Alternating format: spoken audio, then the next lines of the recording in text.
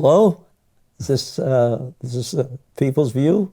The People's View with three of our prominent people in the Republican Party who are now running. One is running the operation, making sure that this is a legal operation. That is the former Speaker of the House, Bill O'Brien. Bill, can you talk a little bit about what your role is in this election? Yeah, I'm honored to be here. You know, I was pretty much convinced, Carl, over time that you're never going to have me back. But I'm glad you have, and I'm glad to be joined by a couple of the candidates out of Ward 8 in Nashua here. There's Pete Silva and Kristie Hart. It's just great to be with them and an honor to be with them. I'm not running for political office, and probably will never run for political office again. Although I just got elected delegate to the Republican State Committee, so but that's about it for me from now on. I have, however, been appointed by the Republican National Committee as election integrity lawyer for New Hampshire during this cycle, and election integrity is really an important concept and issue for the Republicans this time. We're trying to make sure that it's easy to vote but hard to cheat in New Hampshire. We want people to vote. We want them to understand that, particularly in New Hampshire, our voting procedures are open, they're fair, but they're intended to provide accurate votes. And so that's what we're here to do. Mm-hmm. And you're going to, how do you do this? How do you, what do you have? So, you know, one of the things we've done is we, in our research, came across the fact that there is a positions called inspectors of the election. And it turns out that in the 1970s, a law was passed that allowed each of the major political parties, the Democrats, Republicans, to appoint a certain number of inspectors for each polling location. And the duties of an inspector of the election are to essentially be the ballot clerks for those polling stations. They're the folks that watch the moderators open the boxes with the unused ballots. They verify the count.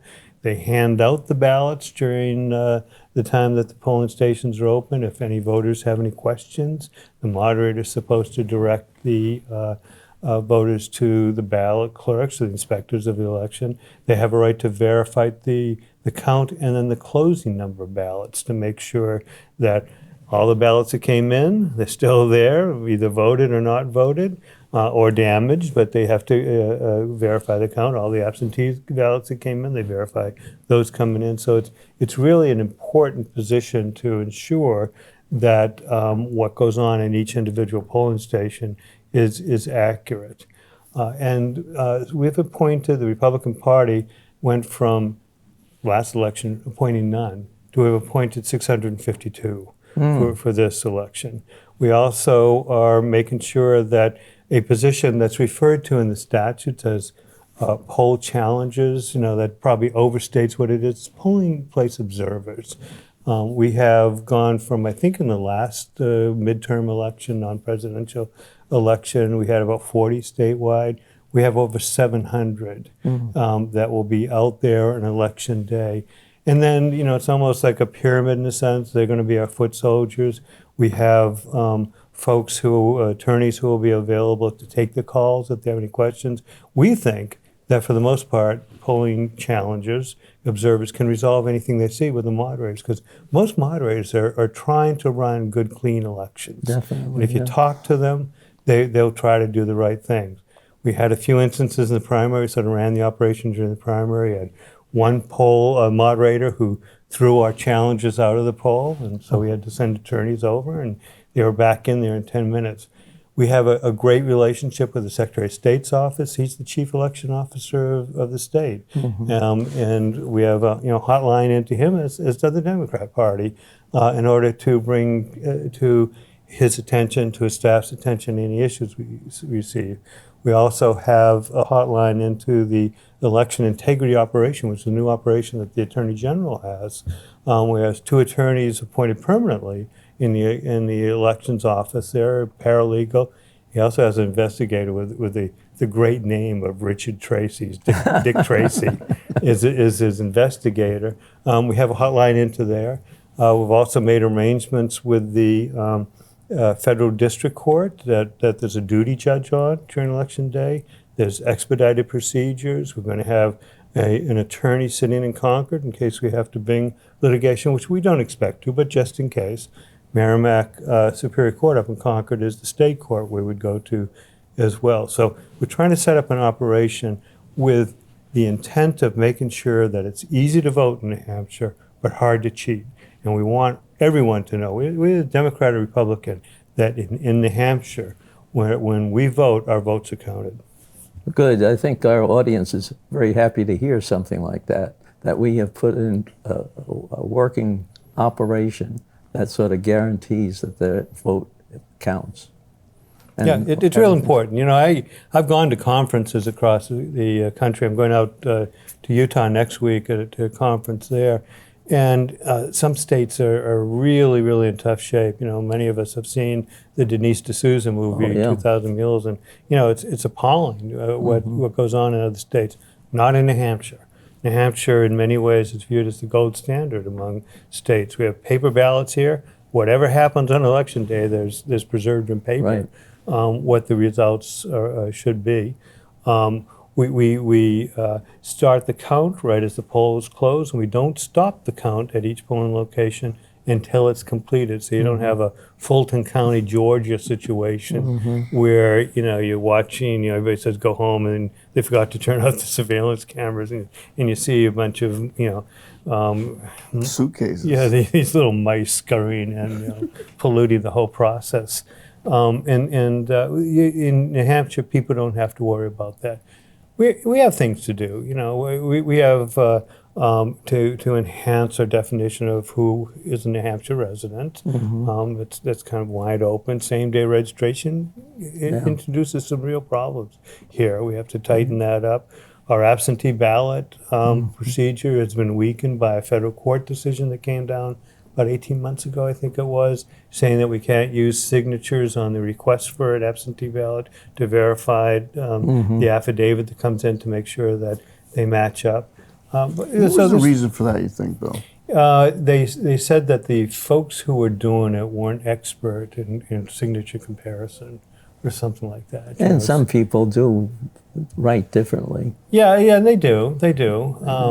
And so, you know, there's some logic behind it, but what they didn't take into consideration is, if not that, then what? Yeah. Because there's nothing else. Yeah. But one of the things I'm going to try to convince some of my colleagues who are up in the legislature, I'm going to try to convince these two folks when they get elected, is to put in place a procedure to require that signatures be notarized.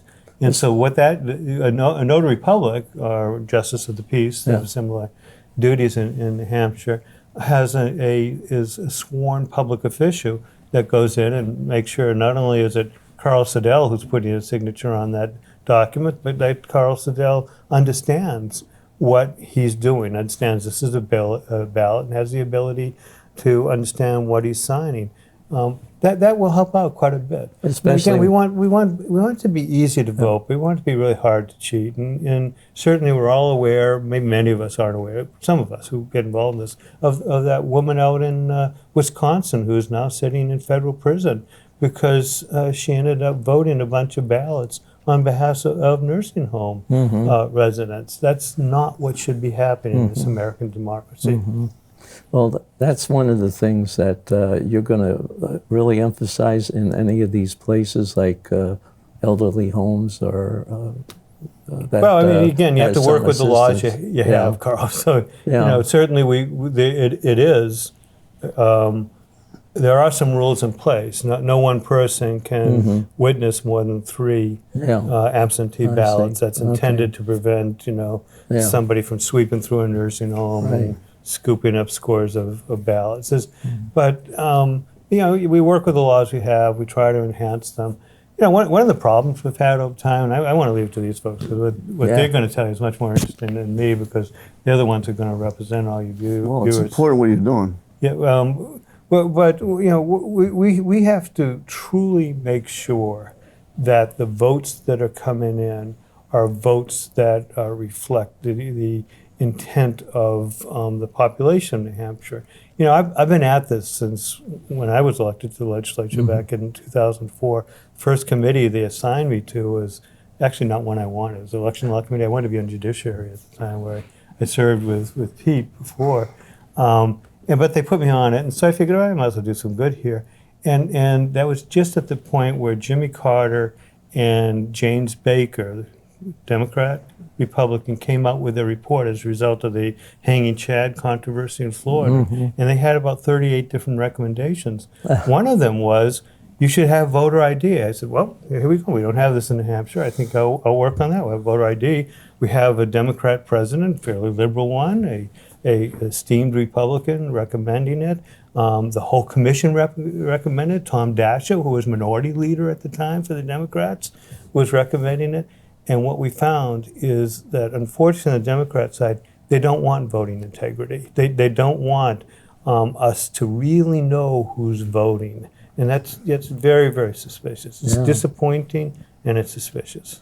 Well, anytime we had some glitches, too, we'd go and investigate them. Like we did that just last election, where we found a machine affecting the way ballots were counted or something like that. Sure. And so people were really concerned about that. Was the town of Wyndham, and they found that what Wyndham had done was trying to save some money rather than handfold the registration of the ballots forms, and they bought a folding machine. And that folding machine folded some ballots across the little ovals there. And when they put those through the tabulation machines, those folds were viewed as votes. And so, you know, what came out of it is, you know, an understanding that if you're not only going to do this correctly and you have to certify the tabulation machines, I guess you have to certify the folding machines too, to make sure you're not going to have that happen. We have found that for the most part, as a matter of fact, and almost invariably, if there's a problem with the count and the number of votes in New Hampshire, it's because someone makes a mistake. Let's face it. You know, I can say this because I'm an older guy now. If you go into a polling station and it's one of those that are doing hand counts, and it's after midnight, it's a bunch of old people like me. They're sitting there bleary-eyed because they arrived at 6:30 in the morning to open up the polling place. It's a long day. And they're there at midnight still counting away. And so it can make mistakes. Everybody's trying to do it correctly. One of the things we do find is that when you do a recount, particularly if it's a recount in a jurisdiction, a polling station where they use the count machines or tabulation machines, they're within a vote or two, over thousands of being absolutely correct. You know, and Pete knows this. Whenever there'd be a recount would be called, and there's always recounts because we have so many state rep races. Whenever a recount's called, the first question asked is, was it a voting machine jurisdiction? Was it a hand count? If it's voting machine, then we know it's probably pretty correct. And, you know, it can be Bedford with 4,000 votes, and it's 1 or 2 off. On the other hand, if it's Mount Vernon with 500 votes, but it's a hand count jurisdiction, you go, wow, we have a chance, you know, it could be that somebody made a mistake. And you know, you have more of a swing there. And so, you know, what comes out of most of the towns and wards is accurate. We find that on recounts, but additional steps have been taken. I really want voters to know this. We have put in place a law that says that during the primary and then following the general election, the Secretary of State will randomly choose 2 jurisdictions and fully audit the results, audit the machines, do recounts, just randomly, just to make sure that what is happening, you know, is accurate. The Secretary of State did that. Recounted Laconia after this last primary, and I think it was someplace out west, and issued a report and found that, you know, they were accurate. The other thing that has been done is that people said, well, sure, a lot of state rep races are recounted because with 400 races, literally, I always have like some that come in 1 or 2 or 5 votes, so there's a lot of recounts. But they don't cheat when it comes to state races. They cheat above or below that because you know, those don't get recounted. And so a law was put in place that said 10% of recounts have to cover the full ballot. just to discover if that's the case. So a lot is being done and should be done, because there's a few things more important to the functioning of a republic than knowing when we go to the polling station that your vote has meaning, is not being stolen, and not being offset by fraudulent votes. Well, audience, I hope you're listening to that. Now you get your friends to vote this year. We need everybody out to vote, and it is a very legal and organized operation. And if this is important to them, then I hate to say it because it sounds partisan, but it has to be partisan. They have to vote for Republicans. Because it sounds like, okay, you come here and you've been a Republican rep, and you of course should say that. But I was up there, it was Pete, term after term, watching as we'd work in good faith to make sure that voting was open and fair and accurate and involved just New Hampshire residents. And we were opposed at every turn by the other party. They want no part of it. Yeah, they want no part of it. So, the candidates we have sitting here today in Ward 8 are people that are going to continue this effort, enhance this effort, or you can choose the people opposing them, and this in so many different issues, but certainly this issue, and find that you'd be surprised with the votes up there. They don't like us. Remember, you were up there with me, Carl. Oh, Remember, yeah. we'd roll call votes, and they'd sit there and go, no, our constituents will find out. Yeah. And so, I'd like to hear from these guys what they're going to do. Well, that's where we're going to. Pete Silva and his daughter. Yes, Right? fun fact. Kristie and I did a forum last night, and one of the questions was voter integrity. And the second half was voter ID. And they don't want voter ID. And I brought up, we couldn't really challenge them directly.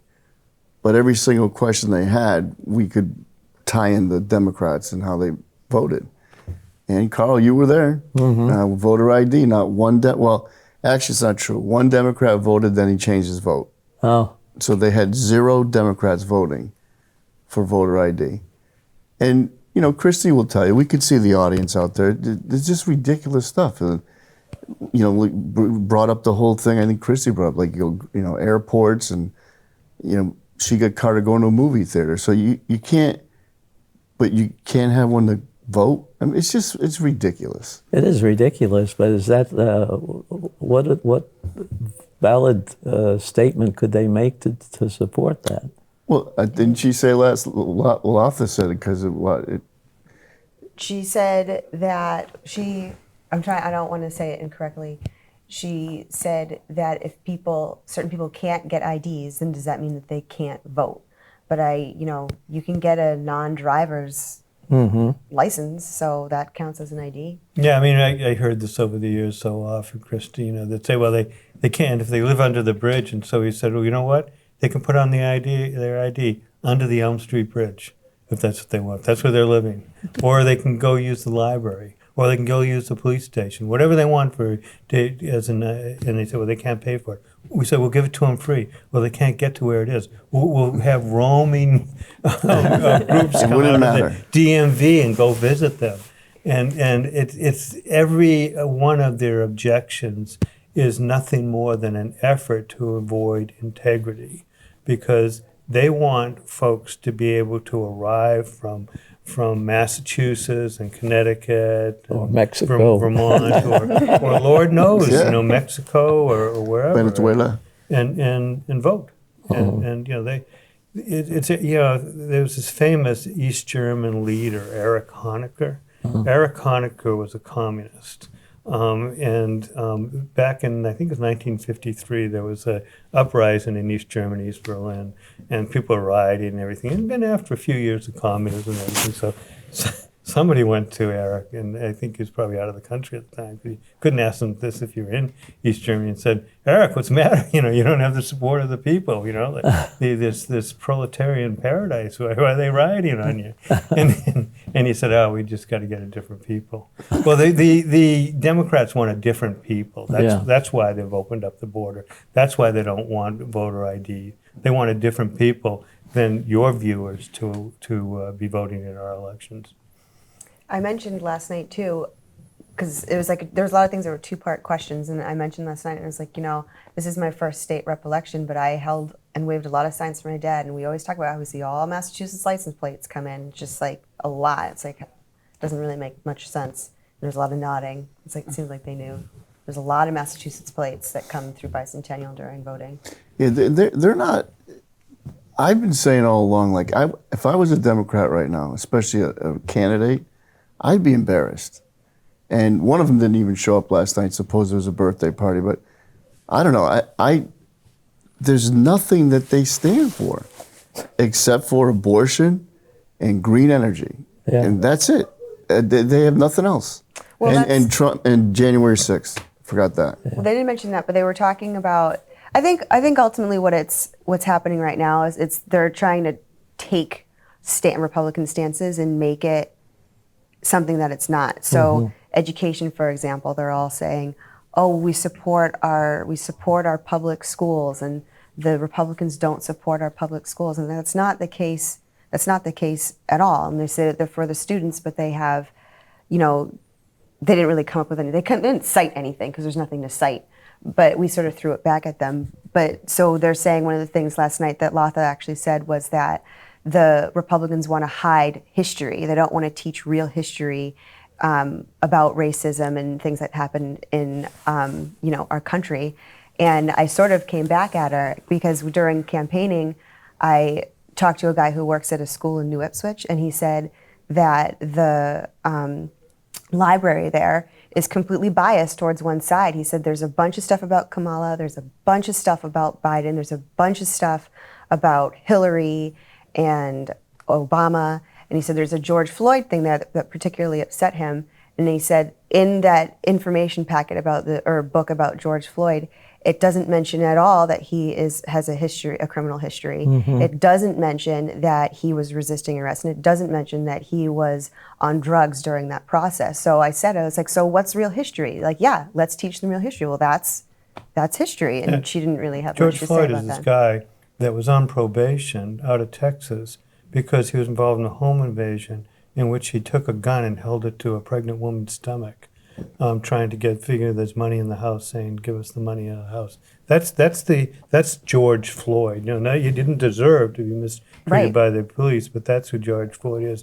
Their history, they say the nation began in 1619 when the first slave was brought into Virginia, rather than the miracle of 1776 where humanity took a step forward. With the American independence, step forward into a Republican democratic form of government. That's their history. No, we don't like lies taught. And you know how cynical they are? Their gubernatorial candidate, Tom Sherman, is a physician who earns a lot of money. He sends his kid to private school, and he wants to deny middle-class families in New Hampshire that kind of choice too. Republicans have given that kind of choice. We have educational scholarships. We set that up where businesses like the one I own can direct their money to the scholarship fund, which will allow middle class and poorer kids to use it to go to private schools or for homeschooling or to go to other public schools. This past term, the Republicans passed a law that says state educational funds follow the child.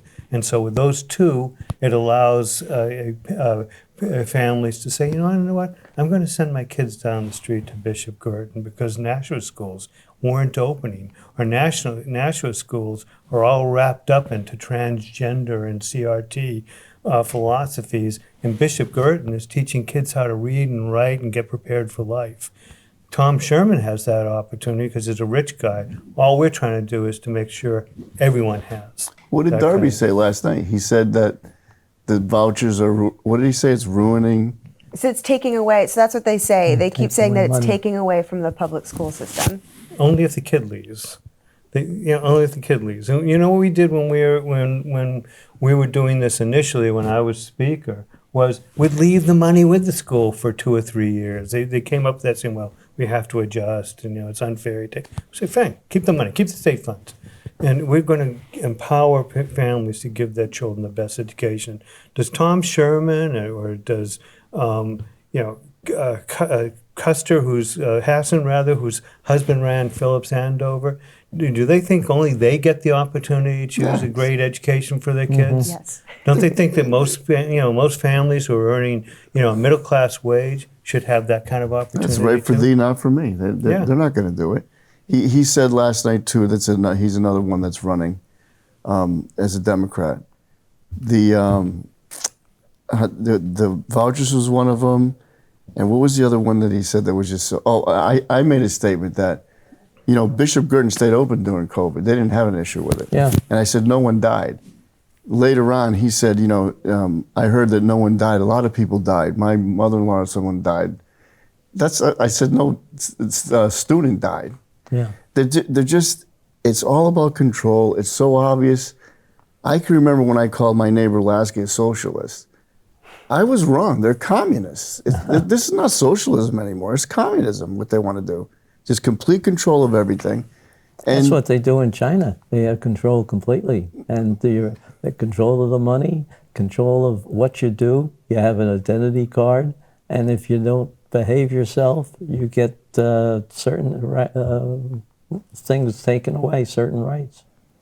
Well, the other thing too is like it sort of couples off of that, but I think that was some of the stuff, but Latha sort of exposed it a little bit last night by accident. I don't know if you picked up on this, but one of the questions was about CRT being in schools, and she said, well, we don't call it CRT, and it's like, we know you don't call it CRT. You used to until it get a bad reputation, so you change the name and continue the practice. Well, actually, I wanted to confirm this with you because it was in reference to House Bill 2, and the question was that, and she said that the question was that we don't teach about racism and sexism in schools, and if we support that, and I said, well, I don't think that it's about not teaching racism and sexism. It's about not teaching that one race is superior to another. You caught it. You know exactly what's going on.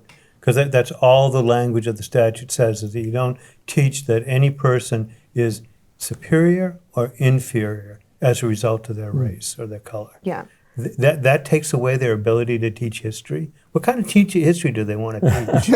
Well, if you're New Ipswich, apparently not the right one. So that's why I was like, we see what's happening here, and you just sort of exposed it by saying you don't call it CRT. We know that you're rippling it into the school system, so kids don't see the real truth, and they're growing up now in the school that all police officers, especially white ones, are evil men that do things. This white race thinks that they're superior to this race, and it's just not what's happening. But you can't call it CRT, so you're going to siphon out what they can and can't read, and that's sort of so they mix those words. And then the Parental Bill of Rights too. One of the big things that was said to shut it down was that it was saying that if a child tells a guidance counselor that they're gay, that you have to tell the parents. But that's not what the bill was about. The bill was about if a child says that they're transgender, because that's beyond the scope of what a school, the parent needs to know those things. They need to know if their child is okay. They need to be able to get them the help that they need. And that woman in Manchester that lost that court battle over her transgender child, the judge said that parental rights are not absolute and that the school's policy doesn't affect the parent's right to parent at home. And that's totally incorrect, because the school has set two environments for that child. You can be who you are here, and that's great. But when you're at home, I'm not going to encourage you to talk to your parents, but when you're home, you just sort of hide that. It's so confusing for a young child. So that example is really, really important for the choice the voters have when you guys are on the ballot, because that judge was appointed by Hassan. She was a hard leftist before she got on the bench. And so her ruling is that somehow or another the state takes over from mothers and fathers who love their children, the raising of that child.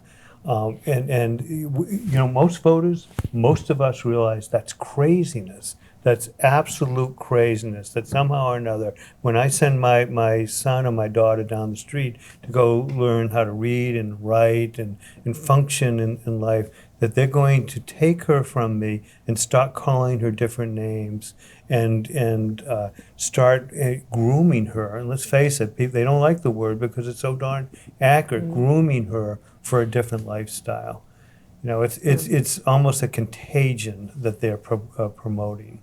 And it takes away from the growth of the family. I mean, this poor mother, all the while this was happening to the kid at school, creating what I'm certain is a confusing environment for her in 2 different places. And this mother had no idea, and she, got left in the dust. It's totally inappropriate. And that's one of the things that I'm really doing this for, is because I want to set sort of a parental bill of rights in place to protect situations like that and to get parents more involved in the school, so we can figure out what kind of literature they're teaching and we can question and challenge it. That's probably the key thing, is to be involved.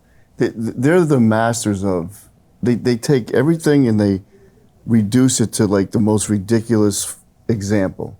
We talked about bail reform last night, and Latha was talking about, gave an example of, like, there was a guy, it's $150 a day to incarcerate someone, but there was a guy that had a $200 bail. So because he couldn't meet it, he didn't have the money, he's in jail for 6 months, or to whatever the time was up that he served.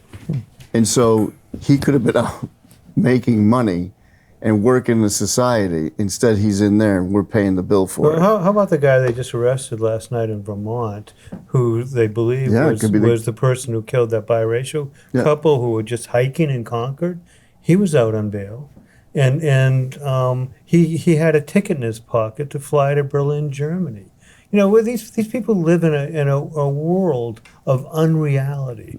They don't live in the world that has the reality of this past week, where 2 cops were killed in Connecticut. My neighbor in hometown. Just this past week, 2 in Connecticut, 2 were killed in Pennsylvania, 1 in Mississippi, 1 in Nevada. This is the national atmosphere that the Democrats have promoted, is of lawlessness, defunding the police, and we put the remaining police, and as a matter of fact, our inner cities at risk of just chaos.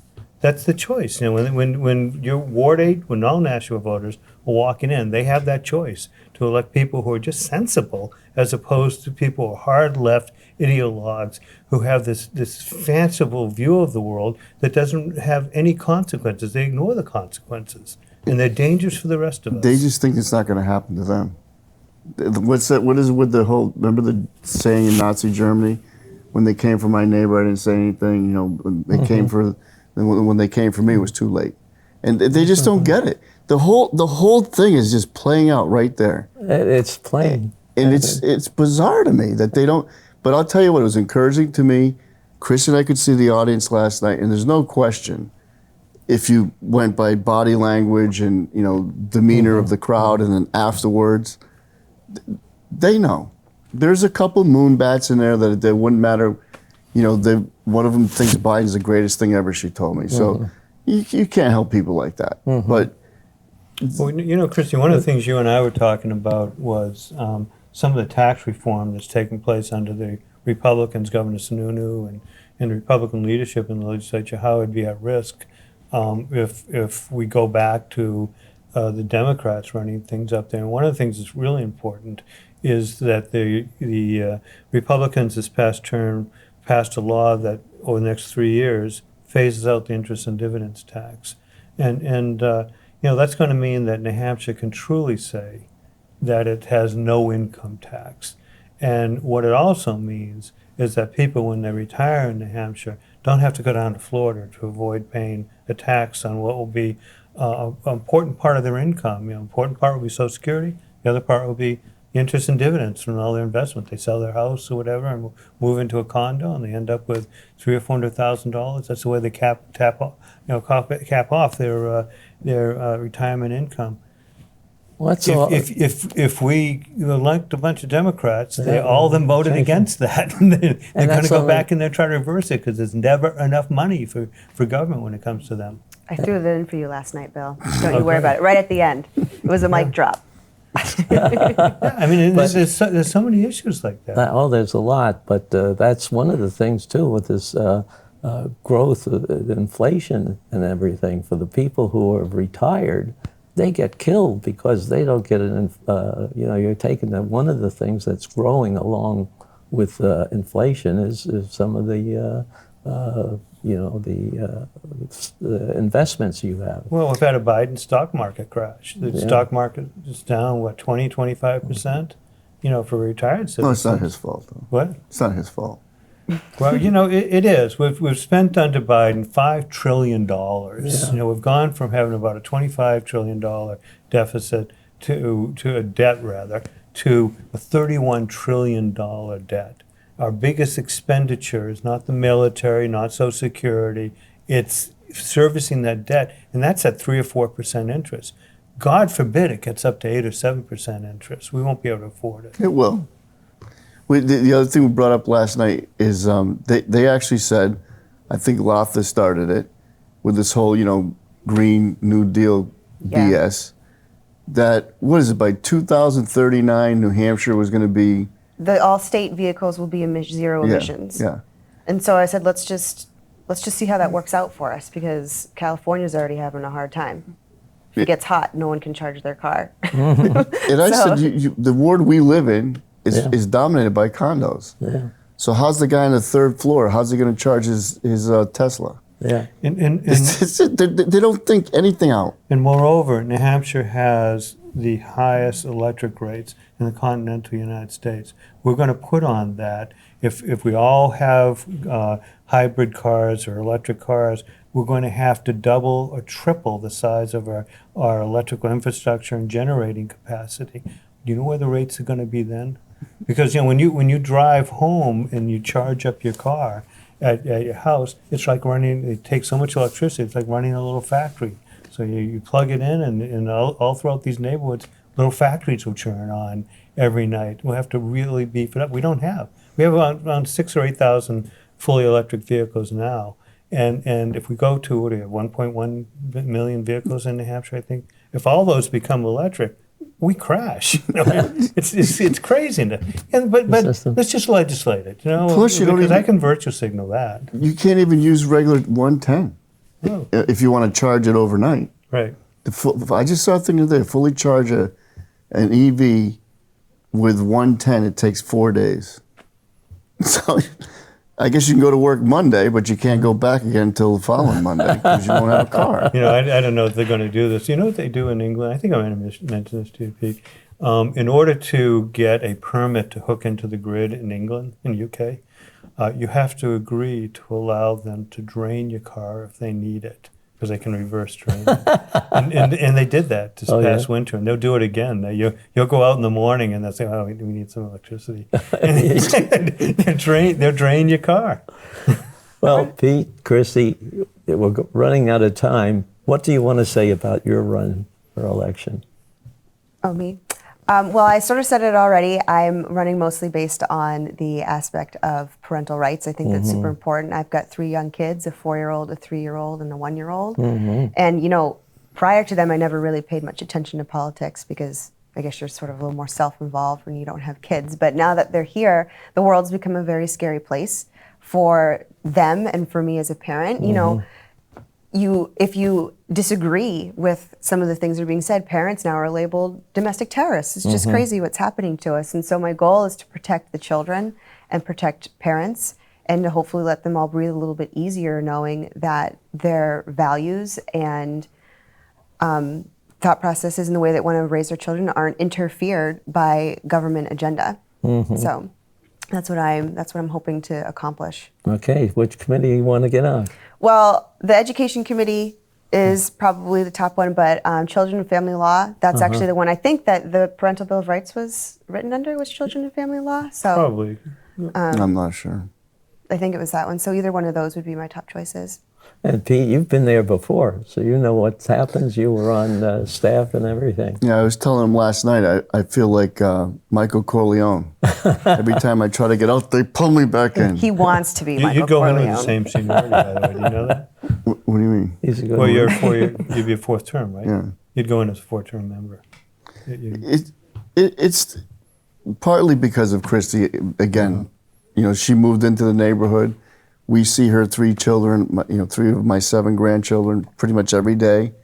And we're going to watch them go to school. And I got involved with the school system early on, not in the school board, but going in. She had issues that now one of her student teachers as like one of my best friends in life. That's how I met him, because of the way they were doing that. I always forget the homogeneous or heterogeneous, wherever you sat in a circle. And there was this idiot at her table that they took out because they felt she could handle it. She suffered for it, and I wasn't having any of that. And then you just see it go from that to with this CRT stuff and this transgender thing is just, I don't understand how it got to where it did, but part of it is they prey on the PC, and Clinton really pushed that over the edge when he got in. They figured it out. They hide under political correctness, and if you say anything, you're a homophobe, you're a racist, you're whatever it is. And people in the audience, you don't have to be malicious about it, but you got to speak your mind. And they're just like a friggin' cockroach. When you shine a light on it, they scramble. And that's what you got to do. So I'm going to go back up there, and I'm going to make sure that I'm pretty sure we're going to be in a pretty good majority, but make sure we get some good bills passed to try to do stuff that's more permanent. Pete, one thing we did in the 2000 election is have some debates. And we did get them to come and debate then, and then we've never been able to get them back. That's the only time they can. We had a debate about... I forgot about that, actually. Yeah, we did a fairly good job on it, but it's something, again, as I think you brought up before, that they don't like to have their remarks Yeah, on especially tape. now. I don't think they will. And... but nationally, they're not doing it. I think I want to, afford them the possibility of debating us on this show. We can. I did that once before. We had two Democrats and two Republicans. Kevin Avard and I were the Republicans, and we debated here twice.